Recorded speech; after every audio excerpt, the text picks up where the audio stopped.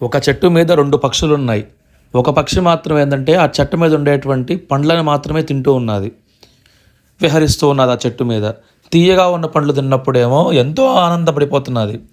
కానీ కొంచెం చేదుగా ఉన్న పండ్లు తిన్నప్పుడు మాత్రం ఎంతో దుఃఖానికి గురవుతున్నది.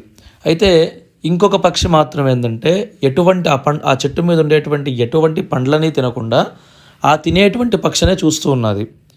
ఇక్కడ ఆ పండ్లు తినేటువంటి పక్షి వచ్చేసి జీవాత్మకి ప్రతీక. ఏ పండ్లని కూడా తినకుండా సాక్షిభూతంగా ఉండేటువంటి ఇంకొక పక్షి పరమాత్మకి ప్రతీక. ఎలాగైతే ఒక పక్షి తీయగా ఉన్న పండ్లను తిన్నప్పుడేమో సంతోషపడుతూ, చేదుగా ఉన్న పండ్లు తిన్నప్పుడు బాధపడుతూ ఉన్నాదో, అలాగే జీవాత్మ కూడా మంచి కర్మల యొక్క ఫలితాన్ని మంచిగా అనుభవిస్తూ, చెడు కర్మల యొక్క ఫలితాన్ని బాధగా స్వీకరిస్తూ ఈ యొక్క కర్మబంధనంలో చిక్కుకుపోతుంది. కానీ దీనికి అతీతంగా ఉండేటువంటి ఇంకొక పక్షి మాత్రం కేవలం ఎటువంటి కర్మ కూడా చేయకుండా పాపానికి పుణ్యానికి అతీతంగా ఉండి సాక్షిభూతంగా ఉంటుంది.